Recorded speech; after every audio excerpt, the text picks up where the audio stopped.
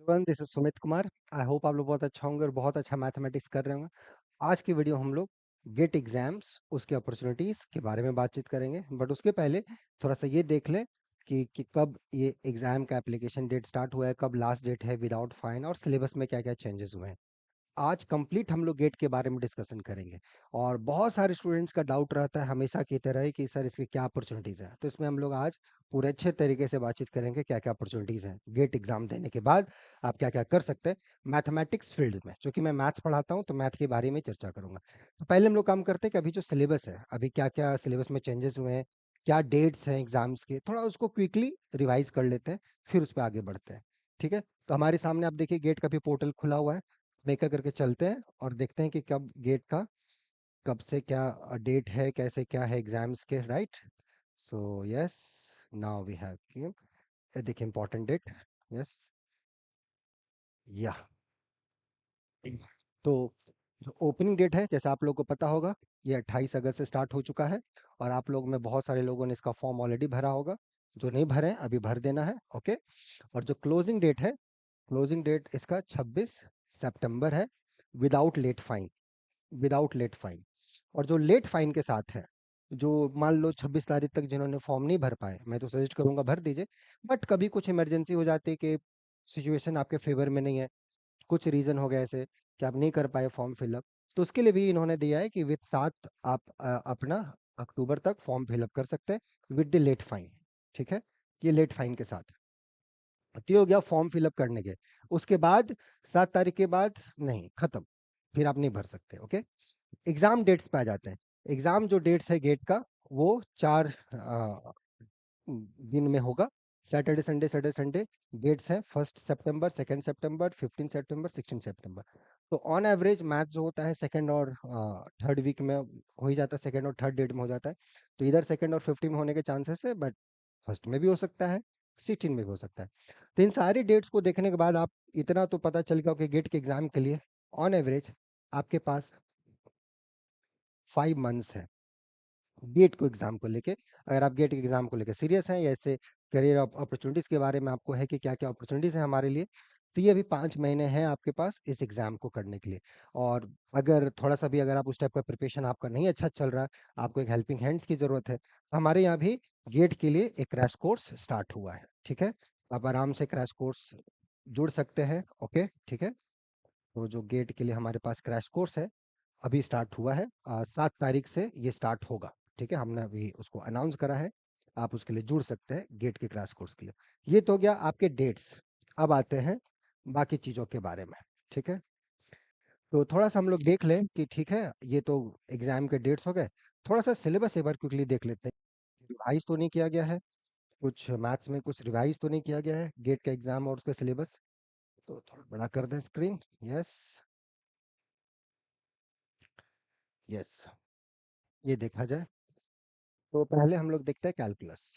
ठीक है, तो कैलकुलस को आप देखेंगे तो वही function of two variable, three variables, है ना, पार्शियल डेरिवेटिव्स, लिमिट, कंटिन्यूटी, और डेरिवेटिव ऑफ अ फंक्शन, है ना, देन लाइन इंटीग्रल, है ना, फिर अपना गॉस डाइवर्जेंस थ्योरम्स, ग्रेडियंट, बहुत सारी चीजें, राइट, सरफेस इंटीग्रल्स। तो ये सब रिलेशंस जो आप जैम का प्रिपरेशन के होंगे तो भी आपको पता होगा इस टाइप की चीजें हैं। फिर आ जाता है ये लीनियर अलजेब्रा, जो सबसे इंपॉर्टेंट सब्जेक्ट, बहुत ही स्कोरिंग, बहुत ही बेसिक, और लोगों से बहुत ज्यादा दिक्कत होने वाला ये है। इसमें भी फाइनाइट डायमेंशनल वेक्टर स्पेसेस हो गया, मैट्रिक्स हो गया, लीनियर ट्रांसफॉर्मेशन हो गया, रैंगलेटी थ्योरम हो गया, मैट्रिक्स रिप्रेजेंटेशंस हो गए, राइट, इनर प्रोडक्ट स्पेस हो गए, operators on inner product space हो गए, जॉर्डन कैनिकल फॉर्म्स हो गए, है ना, रैशनल कैनिकल फॉर्म नहीं है, जॉर्डन कैनिकल फॉर्म्स है। And then you can go, बहुत type of matrices, Hermitian, skew Hermitian, normal matrices, unitary diagonalizability, ये सारा कुछ तो जो बेसिक लीनियर अलजेब्रा का सिलेबस है। ठीक है, फिर नेक्स्ट अगर हम लोग चले रियल एनालिसिस में, यस, रियल एनालिसिस में आ जाए, जो लोगों के लिए सरदर्द होता है जनरली सारे स्टूडेंट्स के लिए। तो रियल एनालिसिस का हम लोग बातचीत करें तो मैट्रिक्स स्पेस हो गया, connected कॉम्पैक्टनेट, connectedness, sequence and series of functions on the matrix spaces, and studies Argelas-Cool's theorem, जो important part है, बहुत लोगों को दिक्कत होता है इसमें।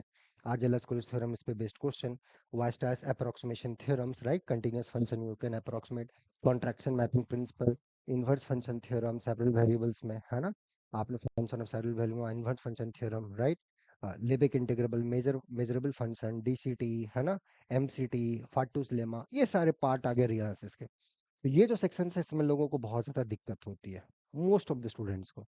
मन मोस्ट क्या मैं बोलूँ, 90% स्टूडेंट्स को इसमें दिक्कत होता है। लोग सीखना चाहते हैं बट दिक्कत है, स्टिल उनको दिक्कत है। तो इसलिए मैं बोल रहा हूँ अगर दिक्कत थोड़ा सा भी है तो ज़्यादा सोचने की ज़रूरत नहीं है। गेट का हम लोग का जो अपना क्रैश कोर्स है वो है अपना 7 सितंबर से स्टार्ट होगा। आप उसके लिए रजिस्ट्रेशन कर सकते हैं और क्लास स्टार्ट कर सकते हैं, ठीक है। फिर थोड़ा सा अगर चले, थोड़ा और आसान सेक्शन में आ जाए, तो ये कॉम्प्लेक्स एनालिसिस आप देख लीजिए। Complex analysis generally complex analysis सबके लिए आसान हो जाता है ना। तो argument principle, Cauchy theorem, Morera's theorems, है ना, इस पे बेस्ड इंटीग्रेशंस वाले क्वेश्चंस बहुत इजीली आप बना सकते हैं। Evolution of integral Rouche's theorem, Schwarz lemma, conformal mapping, Mobius transformation. Mobius transformation में थोड़ा बहुत लोगों को दिक्कत होती है, बट कोई बात नहीं, थोड़ा सा भी अगर कॉन्सेप्ट क्लियर हो तो आप इजिली बना सकते हैं। तो ये तो कुछ कुछ सिलेबस हो गया। Ordinary differential equation scoring section है, मोस्ट ऑफ द स्टूडेंट्स को एक्सिक्यूट करते हैं। थोड़ा बहुत इनको प्रॉब्लम होता है पावर सीरीज सॉल्यूशन में, बट वो भी बन जाता है। तो एग्जिस्टेंस यूनिक्स थ्योरम आप देखोगे। कुछ कुछ सेक्शन हर एग्जाम्स में होते हैं जहां आपको थोड़ी सी सोचने की जरूरत है, ठीक है। एलजबरा, है ना, बहुत सारे स्टूडेंट का फेवरेट होता है, बट डिफिकल्टी लेवल्स उतना ही इसमें होता है। होमोमॉर्फिज्म पे बेस्ड क्वेश्चन जो आते हैं, ऑटोमॉर्फिज्म जो आते हैं, परम्यूटेशन ग्रुप्स हो गए, साइलो थ्योरम्स हो गए, उस पे बेस्ड क्वेश्चंस आ गए। रिंग्स आइडियल्स हो गए, है ना, यूएफडी हो गया। और फिर आप बात करोगे पीआईडीज हो गया, यूक्लिडियन डोमेन्स हो गया, है ना, अलजेब्रिकली क्लोज फील्ड हो गया। ये सारी चीजों पे बेस्ड जो आपका सेक्शंस रहता है, ओके। ये आपके अलजेब्रा के सेक्शन हो गए, बहुत scoring, right. Functional analysis, right, functional analysis. तो फंक्शनल एनालिसिस अगेन जैसे मैंने बताया रियल, उसके बाद ये जो और जो एक पार्ट है जिसमें लोग लगभग छोड़ देते हैं फंक्शनल एनालिसिस, लेकिन ये उतना ही आसान है अगर आप मैथ्स को बहुत अच्छे से पढ़ते हो तो। जैसे हान बनाक थ्योरम, नॉर्म स्पेसेस, तो इसको समझने के लिए रियल लीनियर का अच्छा कॉम्बिनेशन होना बहुत ज़रूरी है, तब ये सब्जेक्ट आपको समझ में आएगा। बहुत लोग डाउट में लेते हैं कि चलो ये तो मुझे पता है, मेरे से हो जाएगा, पर ऐसा है नहीं, राइट। क्लोज ग्राफ थ्योरम हो गया, क्या ये है ना, orthonormal basis, projections, compact self adjoint operators, ये कॉम्पैक्ट ऑपरेटर्स क्या है, बहुत सारी ऐसी चीज़ें हैं। तो और बहुत लोग इसको इंटरव्यू में भी सब्जेक्ट को रखते हैं पीएचडी के लिए। तो इस पे भी कमांड होना बहुत लोगों को इंटरेस्ट रहता है, और ये मतलब लगभग लोगों का प्रॉब्लम शूट होता है। तो जो भी लोग इस टाइप की चीज़ों को पढ़ना चाहते हैं, समझना चाहते हैं, तो यहाँ रेगुलर बैचेस भी हैं और क्रैश कोर्स भी स्टार्ट हो रहा है। तो अगर आप कहीं कॉलेज हैं, आपके पास ज़्यादा समय नहीं है, आप ये सब चीज़ें सीखना चाहते हैं, तो क्रैश कोर्स में भी जुड़ सकते हैं। बट मैं सजेस्ट करूंगा आप रेगुलर बैच में भी आएँ तो ज़्यादा अच्छा रहेगा, ठीक है। और न्यूमेरिकल एनालिसिस हो गया, फिर न्यूमेरिकल एनालिसिस भी, और अमूमन बहुत सारे स्टूडेंट्स का ये लोग इसको इजीली कर लेते हैं विदाउट एनी हेल्प, उनका बैकग्राउंड हो या ना हो। न्यूमेरिकल एनालिसिस का क्वेश्चन लगभग लोग बना लेते हैं, एक दो पार्ट को छोड़ के, है ना। वो प्योर में है या अप्लाइड उनका अच्छा है, डजेंट मैटर, लोग कर लेते हैं, लगभग लोग करते हैं इसको, 90% स्टूडेंट्स को कर लेते हैं। फिर आ गया partial differential equation. Partial differential equation में थोड़ा पसीना बहाना होता है, लेकिन कुछ कुछ पार्ट है जिसको आप इजीली कर सकते हो। जैसे कि आप देखोगे थोड़ा सा, तो differential equation of second order का पार्ट हो गया, क्लासिफिकेशंस हो गया, है ना, मेथड ऑफ सेपरेशन वेरिएशन हो गया, यहाँ पे जा सकते हो, method of characteristic of first order हो गया, तो ये सब ठीक है। टोपोलॉजी सेक्शन जो आ गया, फिर यहाँ पसीना छूटता है बहुत लोगों का, क्योंकि ये फिर से वही सेक्शन आ गया। तो इस पे भी आप कॉन्सेप्चुअली चीज़ों को बहुत डीप डाउन समझने की जरूरत होती है, कैसे क्या चीज़ें हो रही है, सब स्पेस है, सब space topology, order topology, product topology, quotient topology, separation axiom, सब चीज़ें ढंग से कहीं ना कहीं बेसिक लेवल से आपको ध्यान देने की जरूरत पड़ेगी, ओके, ठीक है। और फिर उसके बाद एलपीपी। एलपीपी लगभग लोगों का, लगभग बीएससी में लोग पढ़े रहते हैं और लोग लगभग लोग इसमें बनाते हैं, मतलब 50% क्वेश्चन लगभग लोग इसमें बना लेते हैं, जैसे मैंने बताया न्यूमेरिकल और इसमें। बट तो भी आई सजेस्ट किसी भी सब्जेक्ट को लाइटली मत लीजिए, उसमें अपना 100% देने की कोशिश कीजिए, तभी बात आपका बनेगा इसको बनाने के बाद।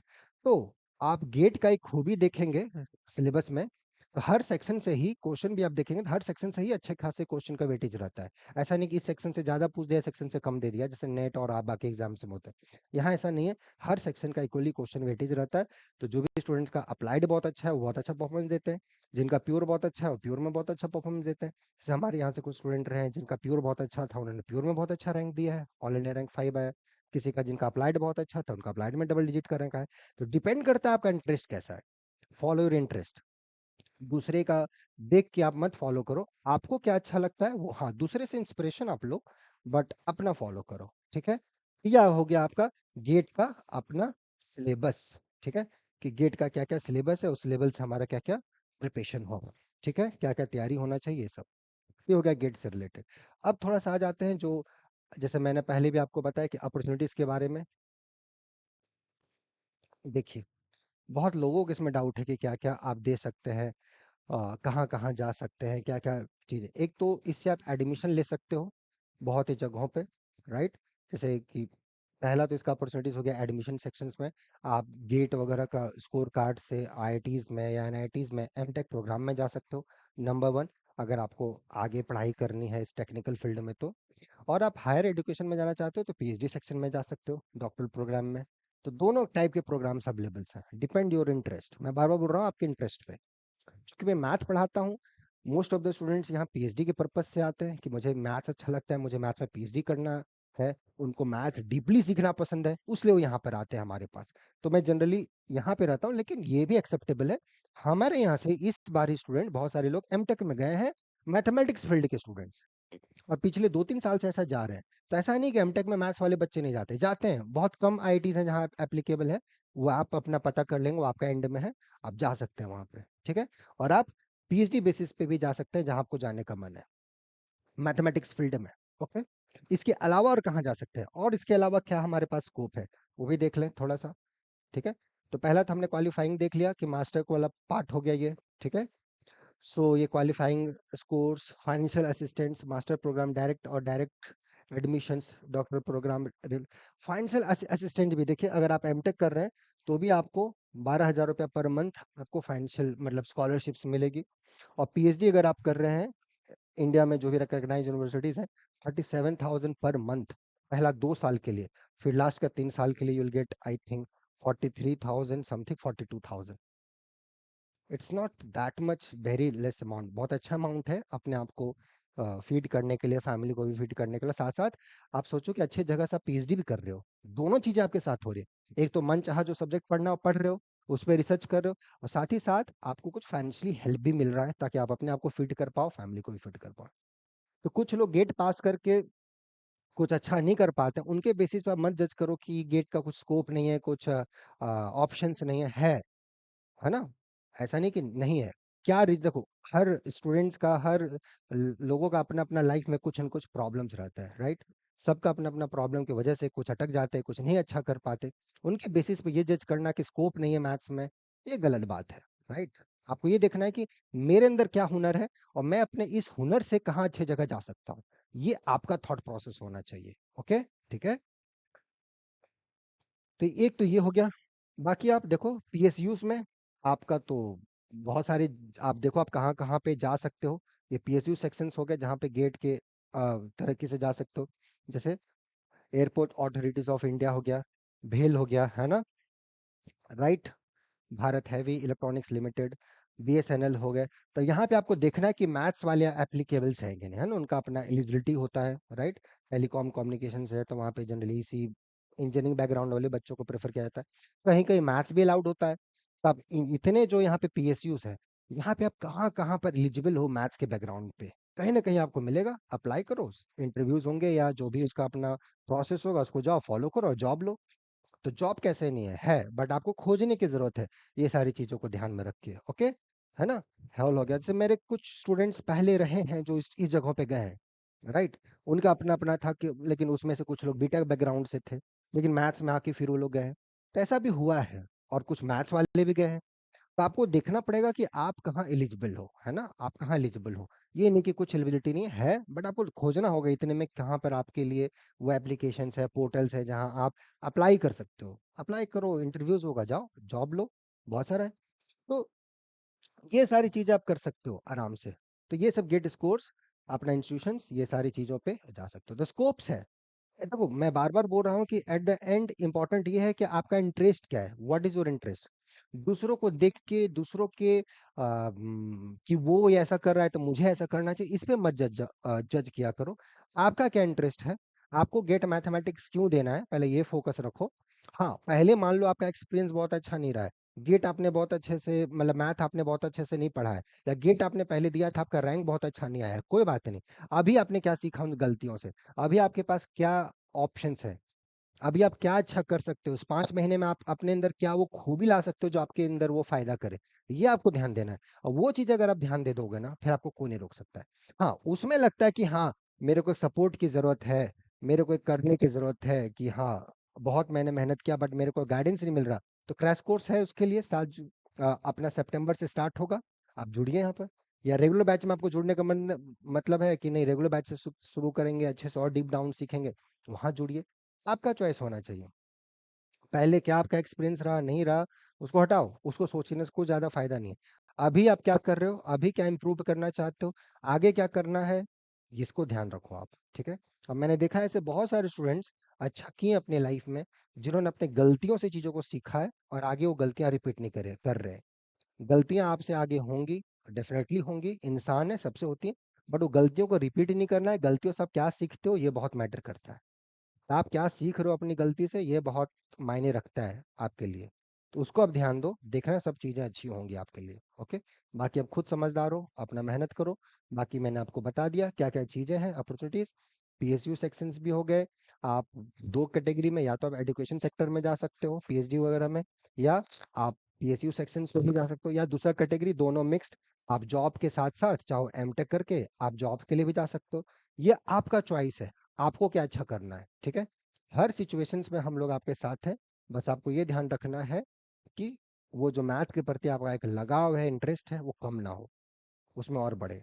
बाकी और भी मैं इस पे बातचीत करूँगा धीरे-धीरे आने वाले दिनों में, मैं और भी कुछ वीडियोज़ आपको दूँगा ताकि चीज़ें आपके समझ में आएँ, ठीक है? बाकी अच्छा रहो, पॉजिटिव रहो, अच्छे से सीखो, कहीं भी कोई डाउट हो तो उसको सीखने की कोशिश करो बेसिक लेवल से।